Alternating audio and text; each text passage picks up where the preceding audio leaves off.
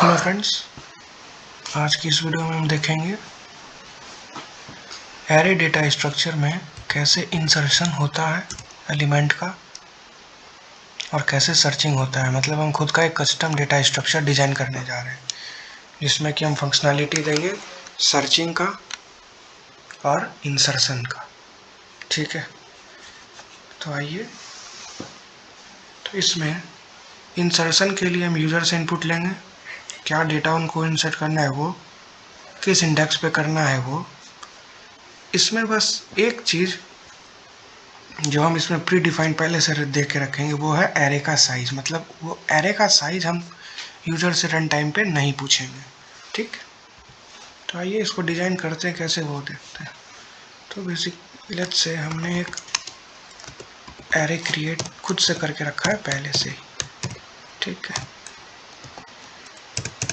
कुछ एलिमेंट अब इसमें इंसर्ट नहीं करते हैं। साइज 10 है।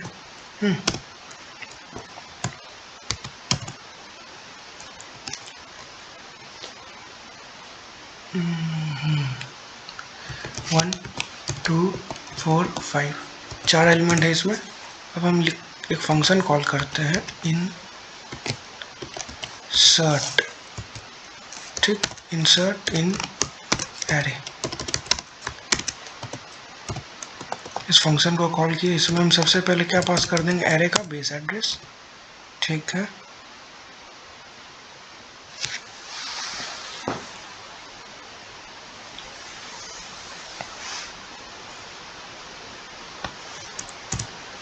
दो तीन वेरिएबल और क्रिएट करेंगे इसमें हम। एक तो हमारा होगा डेटा।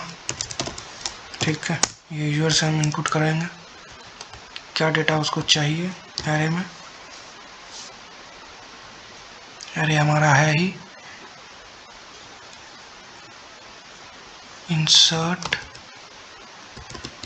इंडेक्स, क्योंकि हमको पता है एरे में इंसर्शन या फिर डिलीशन या फिर किसी भी एलिमेंट को हम ट्रैवर्स करते हैं तो अगर हमको इंडेक्स पता होता है तो उसके हेल्प से हम एलिमेंट को एक्सेस करते हैं एरे में। ठीक है, साइज तो 10 है ही, और एक और इंडेक्स मतलब लास्ट इंडेक्स, जो कि अभी हमको इस एरे में गिवन है 4। गिवन क्या, हमको खुद दिख रहा है कि 4 एलिमेंट हैं। अगर हमको इस एरे को ट्रैवर्स करना है तो इसका आउटपुट क्या आएगा, 1 2 4 5, और रेस्ट 6 ब्लॉक्स में 0 आउटपुट आने वाला है। ठीक, अगर नहीं विश्वास है तो इसको हम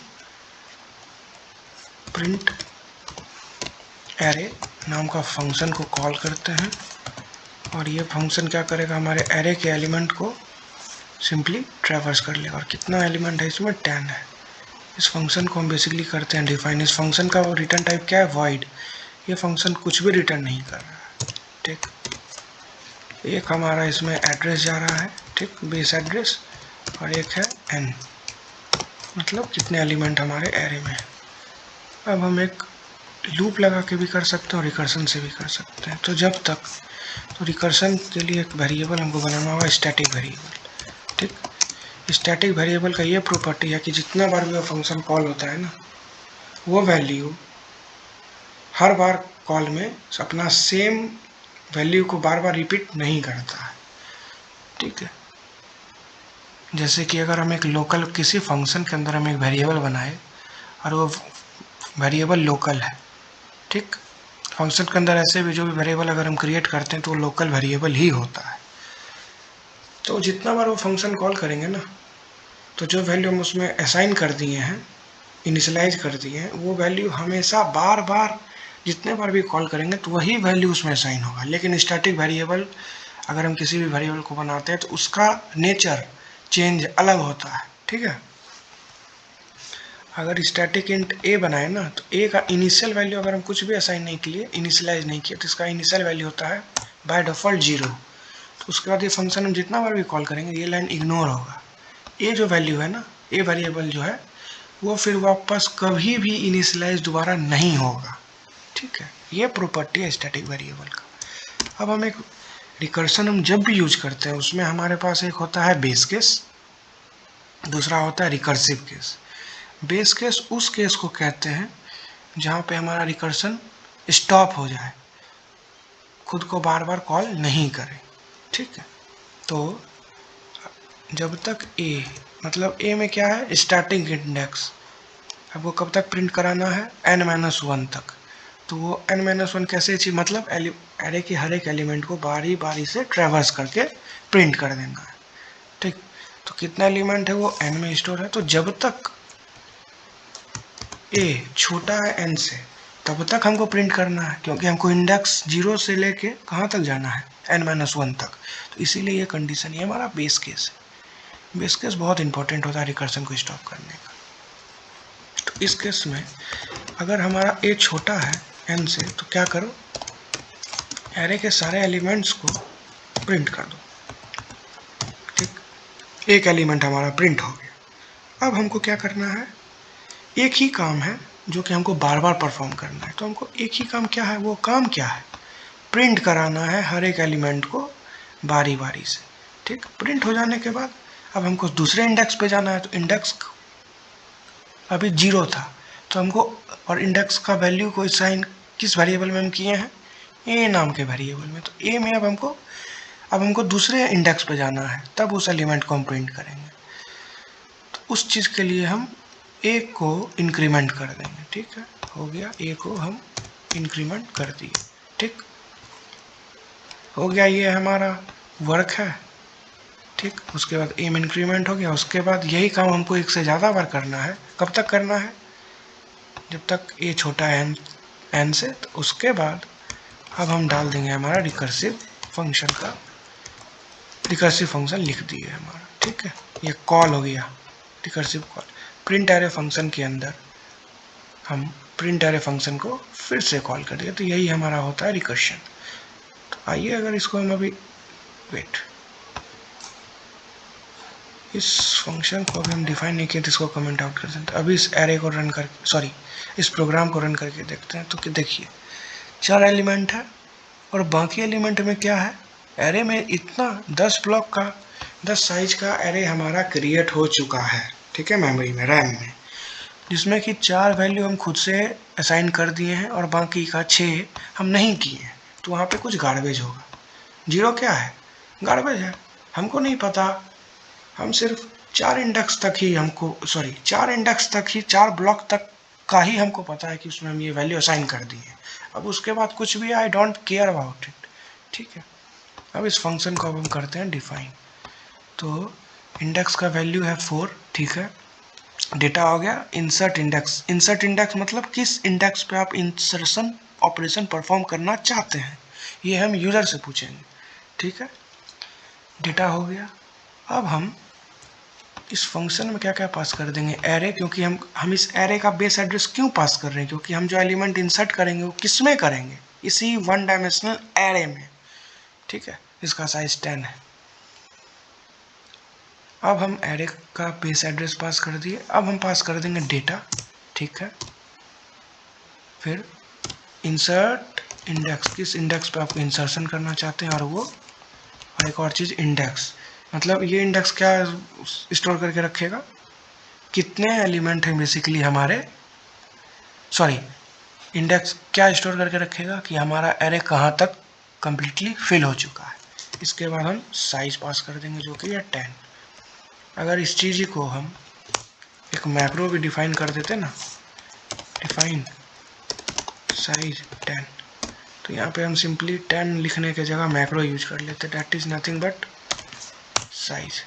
ठीक, यहाँ पर भी हम मैक्रो ही यूज करते हैं, एरे ऑफ साइज। ठीक, तो मैक्रो बेसिकली कांस्टेंट ही होता है। ठीक है, तो आउटपुट हमारा सही आ रहा है। ठीक है, अब हम क्या करते हैं, तो 2 चीज़ हमको यूज़र से पूछना है, क्या डेटा वो इंसर्ट कराना चाहता है, किस इंडेक्स पे इंसर्ट कराना चाहता है, ये 2 चीज़ हम यूज़र से पूछेंगे। तो इसके लिए हम printf फंक्शंस यूज करेंगे। printf एंटर यूज़र, तुम हमको वो डेटा बता दो जो तुम एरे में इंसर्ट कराना चाहते हो। Enter data you wanted to insert in the array. मतलब हमको तुम वो डेटा दे दो जिसको तुम इंसर्ट कराना चाहते हो, और यूजर से इनपुट लेने के लिए हम स्कैनफ फंक्शन का यूज कर लिए। ठीक, address of operator of data. ठीक, अब यूजर जो भी इनपुट करेगा कीबोर्ड से, वो उसको मेमोरी जो मिला है ना, उस डेटा नाम के वेरिएबल में जाके वो सिंपली स्टोर हो जाएगा। ठीक है, अब प्रिंटफ एक और मैसेज यूजर से पूछ लेते हैं। यूजर ये बताओ, enter the index where, index कहिए या फिर पोजीशन कहिए, बेसिकली पोजीशन +1 होता है इंडेक्स के। ठीक है, क्योंकि हम पोजीशन कहाँ से काउंट करते हैं 1 से, लेकिन कंप्यूटर उसको कहाँ से काउंट करता है 0 से। ठीक है, enter the index where you wanted to store the data. ठीक हो गया, इसको भी हम स्कैनर फंक्शन के हेल्प से यूजर से इनपुट ले लेंगे, एड्रेस ऑफ ऑपरेटर लगा के इंसर्ट इंडेक्स को। ठीक है, अब हम इस फंक्शन को कॉल कर दिए। अब हम इस फंक्शन का लॉजिक देखते हैं, इस फंक्शन में क्या क्या हम लिखेंगे। तो इस फंक्शन का रिटर्न टाइप क्या है, वॉइड, कुछ भी रिटर्न नहीं करेगा। ठीक है, इंसर्शन हो जाने के बाद अब इस प्रिंट अरे फंक्शन का हमको नीड नहीं है, यहाँ जो हम कॉल किए हैं ना, इसको रिमूव कर देते हैं। ठीक, वॉइड इंसर्ट इन एरे। अब हम इस फंक्शन को करते हैं डिफाइन। तो ये फंक्शन लेगा हमारा एरे का एड्रेस, जिसको हम एक पॉइंटर वेरिएबल में स्टोर कर दिए, एक डेटा जो इंसर्ट कराना चाहता है एरे में, वो पोजीशन इंट इंसर्ट इंडेक्स और इंट इंडेक्स। ठीक, और इंट वेट। अब साइज पास करने का नीड नहीं है क्योंकि हम मैक्रो यहाँ पे यूज कर चुके हैं। ठीक है, इसको हटा देते हैं। ठीक, चलिए अब हम कोड लिखने जा रहे हैं। बेसिकली हम क्या क्या इफ एल्स लगा के कैसे हर एज केस को, कॉर्नर केस को, हर एक केस को मेंशन करके हमारे कोड को बेसिकली इंसर्शन ऑपरेशन हमारा हो जाए, वो हमें इस टास्क को एकम्प्लिश करना चाहेंगे। ठीक है, अब हम एक कंडीशन लगाते हैं। मान लो यूजर, हमको पता है एरे में निगेटिव इंडेक्सिंग नहीं होता है। अगर मान लो यूजर को नहीं पता है कंप्यूटर के बारे में, एरे के बारे में, तो वो तो एलिमेंट कहीं भी इंसर्ट कराना चाहेगा। एक लेमन आदमी है, ठीक है, उसको उतना प्रोग्रामिंग के बारे में नहीं पता है कि एरे में इंसर्शन इंडेक्सिंग 0 से स्टार्ट होता है। ठीक है, और कब तक होता है, जब तक साइज से एक छोटा ना हो जाए। अगर मान लो वो इंडेक्स दे दिया 100, तो उस केस में हमको एक मैसेज देना चाहिए कि उतना बड़ा है एरे हमारा नहीं है, जो कि वो 100 इंडेक्स पे जाके एलिमेंट स्टोर करा रहा है। ठीक, दूसरा क्या, अगर मान लेते हैं इंडेक्स 0 से छोटा दे दिया, -4, -1, -10 लाइक वाइज, तो उस केस में भी हमारा कोड क्या, उसको एक एरर मैसेज जनरेट करेगा। तो उस चीज़ के लिए हम अभी यहाँ पे कोड लिखेंगे। अगर ओके, इंसर्ट इंडेक्स, अगर इंसर्ट इंडेक्स छोटा है 0 से, और अब हम दे रहे हैं यहाँ पे लॉजिकल और। ठीक, इसका बताएंगे इसका वर्किंग कैसे है। ठीक है, अगर और इंसर्ट इंडेक्स अगर greater than equal to size है ना, उस केस में आप क्या करो, उस केस में आप एक मैसेज बहुत अच्छा सा प्रिंट कर दो, unable to insert item in the array. हम एरे में एलिमेंट इंसर्ट नहीं कर सकते। ठीक, उसके बाद रिटर्न हो जाओ। ये रिटर्न का मतलब अब ये फंक्शन हमारा काम नहीं करे। ठीक, ऐसे भी इफ और एल्स में तीनों में से कोई एक ही कंडीशन एक बार सेटिस्फाई होता है। ठीक, हो गया इफ का काम कंप्लीट। एल्स इफ एक और कंडीशन, अगर लेट्स से हमारा एरे कंप्लीटली पूरा भर चुका है, उसके बावजूद हम उसमें इंसर्ट ऑपरेशन करना चाहेंगे, तो कैसे होगा हमारा इंसर्शन? इंसर्शन तो नहीं होना चाहिए। उस केस को भी हम हैंडल करते हैं। अगर इंडेक्स क्या स्टोर कर रहा है, लास्ट इंडेक्स जहाँ तक हमारा एरे फुल्ली फिल्ड है। अगर इंडेक्स +1 करने पे साइज के इक्वल आ गया, तब उस केस में क्या होगा? उस केस में भी नहीं इंसर्शन होगा। मान लीजिए हमारे एरे का साइज 10 है, ठीक, और हमारा लास्ट इंडेक्स है 9, तो मतलब 9 इंडेक्स पे हम रीच कर चुके हैं, विच मीन्स हमारा एरे पूरा भर चुका है। उसके बाद भी हम अगर इंसर्शन फंक्शन कॉल किए तो 9 + 1 क्या होता है? 10, तो 10 = 10, तो क्या हो गया? हमारा एरे फुल है। तो उस केस में इंसर्शन होगा क्या? जब जगह ही नहीं है तो इंसर्शन कहाँ से होगा? तो उस केस में भी हम क्या लिख देंगे, printf एरे ओवरफ्लो। अरे भाई, पानी की टंकी जो भरती है तो क्या होता है? ओवरफ्लो ही होता है। उसी तरह एरे ओवरफ्लो हो गया। ओवरफ्लो हो गया तो कहाँ भराएगा? कहीं नहीं, इंसर्शन होगा ही नहीं। Array overflow. Insertion operation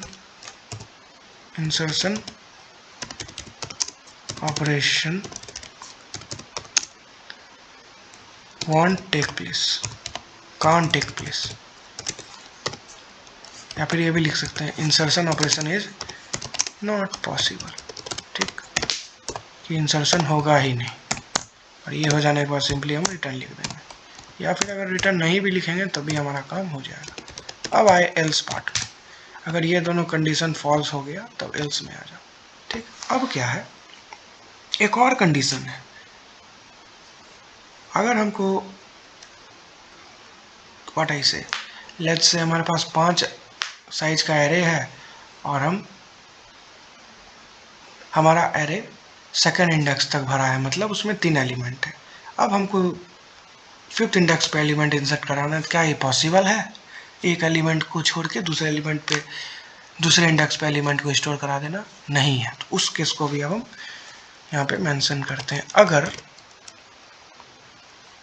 insert index less than index है ना, तभी भाई इंसर्शन होगा, नहीं तो एल्स में हम क्या प्रिंट कर देंगे, एल्स printf, अरे नॉट पॉसिबल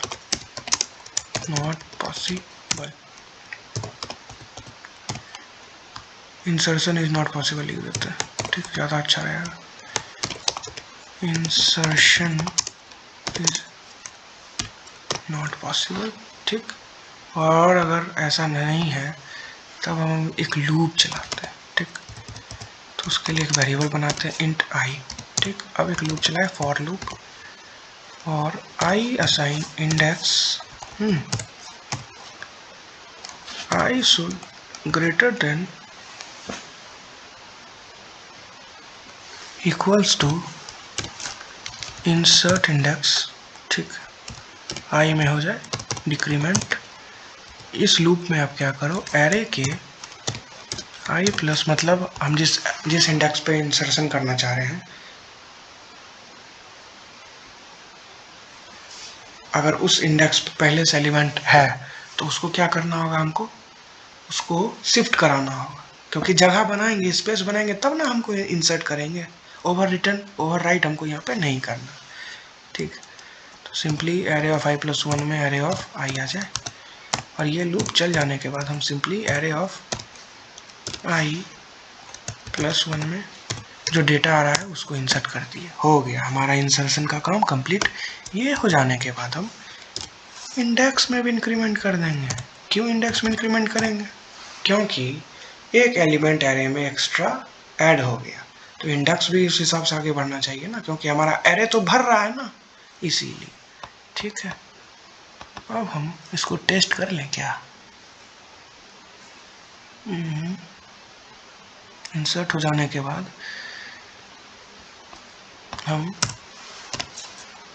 लेट्स से कुछ एरर नहीं आना चाहिए, या फिर आएगा भी तो उसको रिजॉल्व कर लेंगे। एरे पास कर दिए।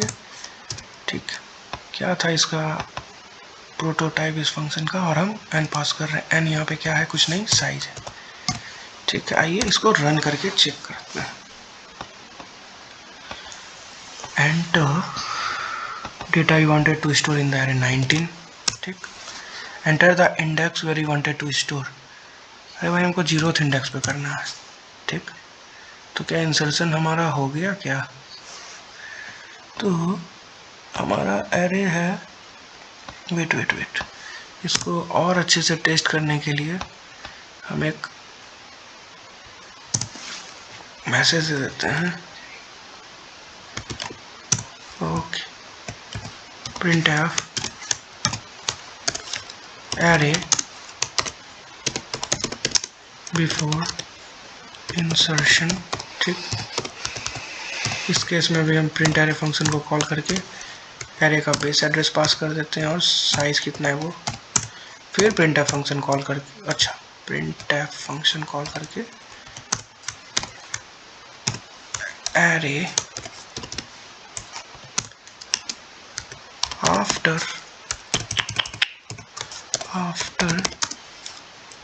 इंसर्शन, ठीक, आफ्टर इंसर्शन, ठीक। इस केस में तो हमारा प्रिंट एरे फंक्शन काम कर ही रहा है, ठीक। Enter element you wanted to store in the array 100 insert कराना चाहते हैं, किस इंडेक्स पे? 10th इंडेक्स पे। क्या पॉसिबल है? Unable to insert item in the array, ऐसा क्यों हुआ वो देखिए। हमारे एरे का साइज क्या था 10 और हम 10th इंडेक्स पे एलिमेंट इंसर्ट करना चाहते हैं, तो क्या पॉसिबल होगा? नहीं।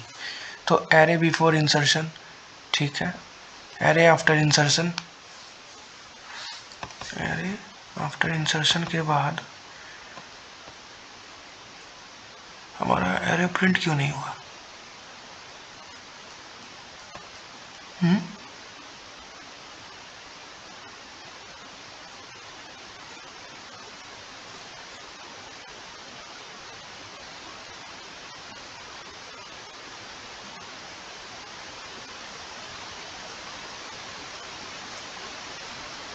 अच्छा, ऐसा इसलिए हुआ क्योंकि हम स्टैटिक वेरिएबल यूज कर लिए हैं, ठीक है ना। तो स्टैटिक वेरिएबल यहाँ पे हम यूज नहीं करेंगे, क्योंकि स्टैटिक वेरिएबल क्या हुआ, ए इंक्रीमेंट होते गया, एक टाइम आया जब वो वेरिएबल छोटा हो गया इनके, उसके बाद फिर से उस फंक्शन को हम कॉल करेंगे तो होगा क्या? नहीं होगा। चलिए, तो हमारे कोड में एक एरर आया जिसको हम रेक्टिफाई कर लिए, तो इसके लिए अब हम लूप लगा देते हैं, int i assign 0 for i should be less than n i plus plus, और इस लूप में हम क्या कर देंगे, सिंपली प्रिंटफ कर देंगे %d, एरे के सारे एलिमेंट को बारी बारी से हम प्रिंट करा देंगे। हो गया। अब रन करके देखते हैं, वेट, कंट्रोल से इसको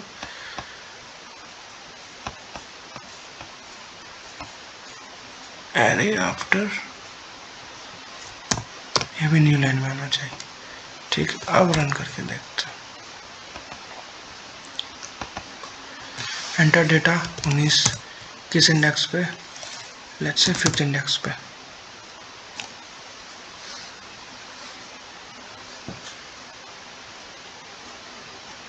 जीरो 1 2 3 4 5 इंसर्शन, तो मैसेज क्या आया पहले वो देखते हैं हम, ठीक है। इसको थोड़ा मैं नीचे करता हूँ, ठीक। तो ठीक है, हम एलिमेंट डेटा बता दिया हमको कहाँ इंसर्ट कराना था, एंटर द इंडेक्स भी बता दिया 5th इंडेक्स पर, लेकिन इंडेक्स का वैल्यू 4 है, ठीक। 5th इंडेक्स पे एलिमेंट इंसर्ट नहीं हुआ, इंसर्शन इज नॉट पॉसिबल। ऐसा क्यों हुआ? क्योंकि, अच्छा, क्योंकि हमने एक ऐसा लॉजिक लिख दिया ना कि अगर 5th इंडेक्स पे, मतलब हम अपेंड फंक्शनलिटीज में हम एरे में नहीं देंगे, ठीक है, यस, इसीलिए ऐसा हुआ है। अगर फिर से रन करके देखते हैं, एंटर डेटा 19, किस इंडेक्स पे? 3rd इंडेक्स पे। तो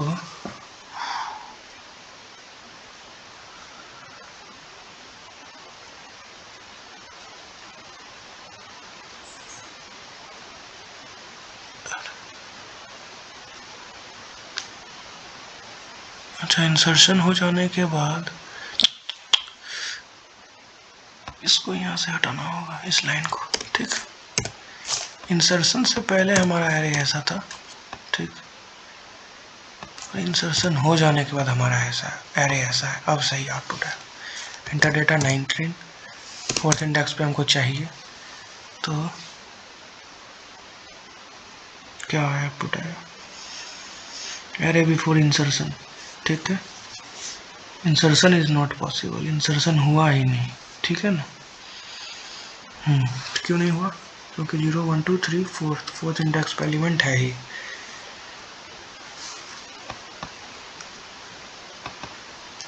तो अच्छा, i greater than equals to,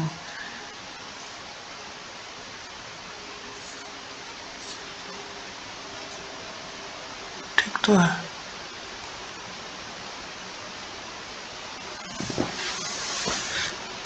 one two four five था।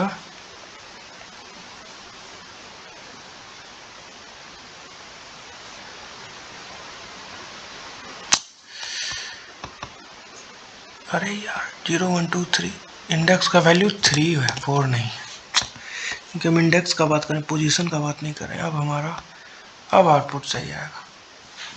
Enter data 19, enter data index, fourth index पे 19 इंसर्ट करना चाहते हैं, जो कि नहीं हुआ, जो कि सही है। ठीक है, थर्ड इंडेक्स पे अगर इंसर्ट करना चाहेंगे तो डेटा इंडेक्स 19 0 1 2 3, इसमें भी पॉसिबल नहीं है। ठीक है, क्यों नहीं है वो देखेंगे। Insert data, enter data, second index पे हमको अपना इंसर्शन परफॉर्म कराना था। तो देखते हैं आउटपुट क्या आया। पहले एरे बिफोर इंसर्शन 4 एलिमेंट है उसमें, 1 2 3 4 5 6। ठीक, एरे आफ्टर इंसर्शन, तो हम सेकंड इंडेक्स पे, मतलब 0 1 2, तो 4 आगे बढ़ जाना चाहिए। ठीक है, तो वही हुआ है। 19 आ गया हमारे सेकंड इंडेक्स पे और 4 5 शिफ्ट हो गया, राइट शिफ्ट। ठीक है, बट एक और कंडीशन अब हमको यहाँ पे हैंडल करना होगा, जो कि है जब हम सेम इंडेक्स दे देते हैं, जैसे कि 3 अभी दिए थे, तो उस केस में क्या होगा उसको हम देखते हैं। अगर लेस देन और इक्वल्स टू अगर है ना, तो उस केस में भी ये चलना चाहिए।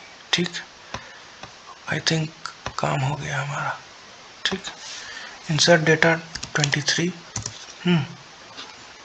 किस इंडेक्स पे? थर्ड इंडेक्स पे। तो 0 1 2 3, तो इंसर्शन हमारा हो गया। तो ये हमारा क्या था? एज केस था। ठीक है, एक हमारा कोड फट रहा था कहाँ पे? जब हम उसी इंडेक्स पे इंसर्ट कराना चाहते हैं जो कि हमारा लास्ट इंडेक्स है। फिर से इसको रन करके देखते हैं। ठीक है, एंटर डेटा 0। ठीक, enter the index, 0th index पे 0 इंसर्ट कर दो। ठीक है, तो एरे बिफोर इंसर्शन 1 2 4 5 4 एलिमेंट थे। एक काम करते हैं, ठीक है, हम इस रिडंडेंट डेटा को रिमूव क्यों नहीं करते? ये जो गार्बेज वैल्यू है इसको प्रिंट ही क्यों करना? देखिए, हम जो आप फंक्शन कॉल करेंगे ना, यहाँ पे नहीं करेंगे, यहाँ से हम रिमूव करते हैं इसको। ठीक है, हम इसको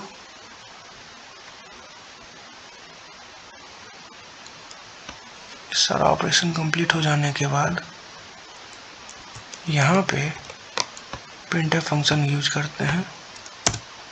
प्रिंट एरे फंक्शन कॉल किए, यहाँ पे साइज नहीं पास करके हम क्या पास कर देंगे? इंडेक्स। ठीक, अब हमारा आउटपुट कुछ ज़्यादा क्लियर वे में आएगा। Enter data wanted to insert in the 43 0th index पे।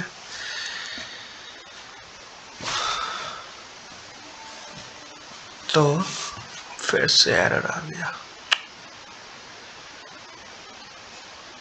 क्यों एरर आया? 1 2 3 4, इंडेक्स प्लस प्लस हुआ।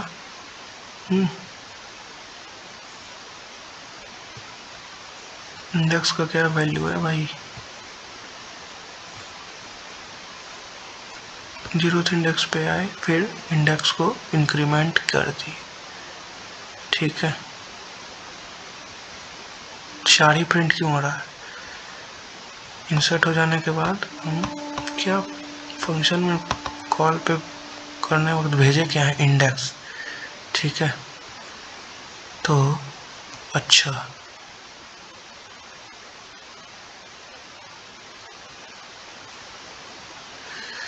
इंडेक्स का वैल्यू है जो यूजर यहाँ पे पास किया वो है 3।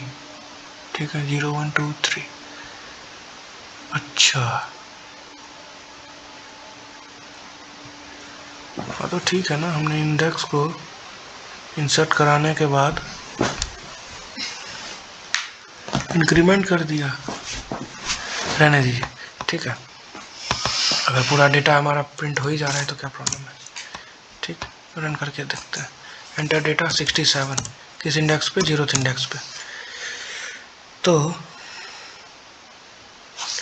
पहले एरे हमारा ये था, ठीक है, 1 2 4 5। अब हम 0th इंडेक्स पे एलिमेंट इंसर्ट कर दिए 67, तो अब हमारे एरे में क्या एलिमेंट हो गया? 1 2 4 5 शिफ्ट हो गया। ठीक है, और 0th इंडेक्स पे 67 हम इंसर्ट कर दिए, तो हमारा इंसर्शन हो गया। ठीक है, इंसर्शन हो जाने के बाद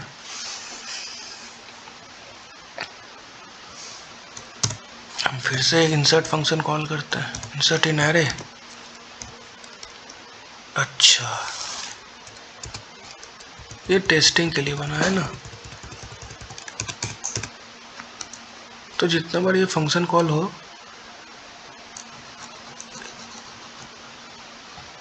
तो इंसर्शन हम देख लिए, तो बार बार अगर हमको ये चीज़ रिपीट कराना है तो उस चीज़ के लिए हमको क्या करना होगा? जितना बार ये फंक्शन कॉल कर रहे हैं उतना बार ये डेटा। चलिए ठीक है, तो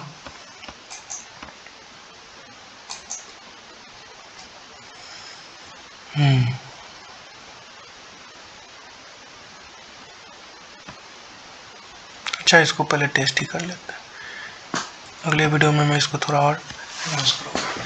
इंटर डेटा 89, किस इंडेक्स पे? लेट्स से 5th इंडेक्स पे। इंसर्शन इज नॉट पॉसिबल, बिल्कुल सही है, क्योंकि 0 1 2 3 थर्ड इंडेक्स तक ही हमारा एलिमेंट है जिसमें कि हम इंसर्शन करा सकते हैं। ठीक, फिर से रन करते हैं। 66, किस इंडेक्स पे? 2nd इंडेक्स पे। तो 0 1 2, तो 4 था 2nd इंडेक्स पे, वो शिफ्ट हो गया आगे चल के, तो ठीक है, हमारा आउटपुट बिल्कुल सही है। मैं इसमें क्या करना चाह रहा था, एक चीज़ और, अगर निगेटिव पास कर देते हैं, निगेटिव इंडेक्स, तो क्या वो हैंडल हो रहा है? हैंडल तो होगा ही, बट चेक इट। 23 डेटा हमको चाहिए, किस इंडेक्स पे? -90 इंडेक्स पे। Unable to insert item in the array. ठीक, बिल्कुल सही है। तो ये सारा जो मैसेज है अनेबल टू इंसर्ट, ये सारा न्यू लाइन में आ जाना चाहिए। ठीक, array overflow insertion is not possible, ये भी देख लेते हैं। ठीक है, तो एरे ओवरफ्लो कब होगा? ये एल्स इफ तब चलेगा जब हम इसको स्विच केस के हेल्प से इस फंक्शन को हम इम्प्लीमेंट करें। मतलब जितना बार ये फंक्शन कॉल हो उतना बार हम एलिमेंट यूजर से ले, क्या एलिमेंट उसको इंसर्ट कराना है, तो ये सारा काम। ठीक है, अभी बेसिकली हमारा इंसर्शन सही से हो जा रहा है। ठीक है, enter data I wanted to store 65, enter the index. Wait, थोड़ा सा इसमें और ट्विस्ट कर देते हैं। क्या करते हैं,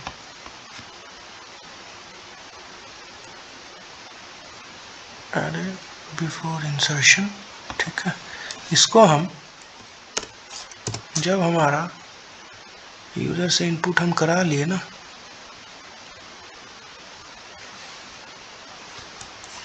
ठीक, तब प्रिंट करा देते हैं।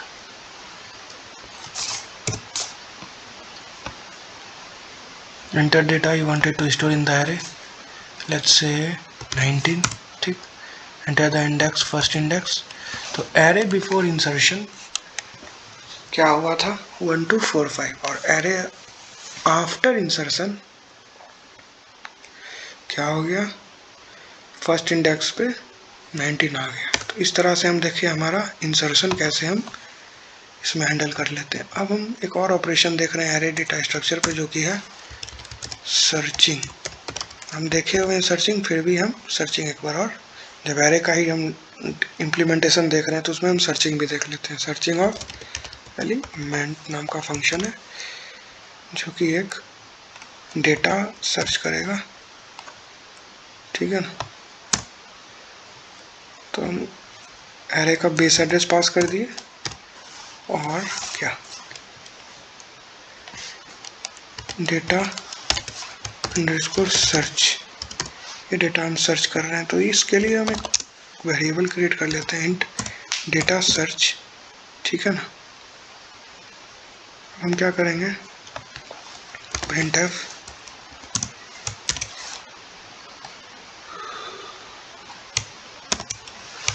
enter line change, enter data you wanted to search in the array, वो डेटा बताओ जिसको तुम सर्च करना चाह रहे हो एरे पे, और उसको हम स्कैनर फंक्शन की हेल्प से यूजर से रन टाइम पे ले लिए, और उसको हम डेटा सर्च वाले वेरिएबल में स्टोर कर दिए, ठीक है। आइए अब इसको रन करके देखते हैं। एरर आ गया क्या, क्या एरर है, सर्चिंग एलिमेंट को हम कॉल ही, सॉरी सर किस नाम से फंक्शन बनाए, अच्छा फंक्शन बनाए ही नहीं है।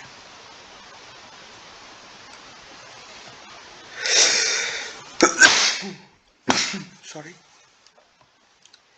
सर्चिंग,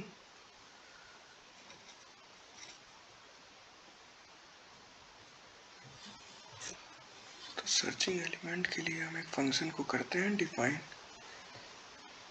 ये क्या है, इंसर्ट प्रिंट हो गया, सर्चिंग कर लेते हैं कितने एलिमेंट पे, वो भी साइज,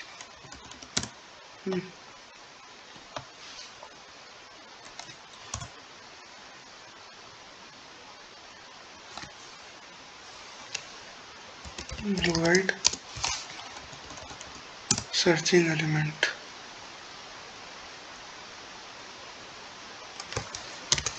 इसमें हम एक एरे का बेस एड्रेस पास कर दिए, तो उसको पॉइंटर में स्टोर कर लिए, इंट डेटा जिसको हम सर्च कर रहे हैं, और कितने एलिमेंट है हमारे एरे में वो, ठीक। अब एक लूप चलाते हैं, फॉर, ठीक, for int i assign 0, i should be less than n i plus plus, ठीक। अगर एरे ऑफ आई डेटा के इक्वल है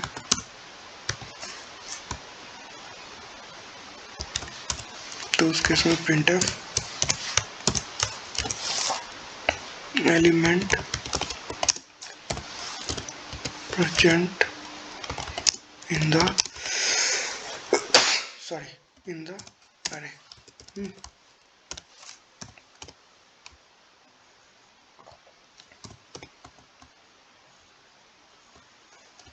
एलिमेंट एरे में है, ये हो जाने के बाद रिटर्न हो जाओ। और अगर ये कंडीशन कभी नहीं चला और लूप के बाहर आ गए, मीन्स एलिमेंट नहीं है, तो इस केस में हम क्या प्रिंट कर देंगे,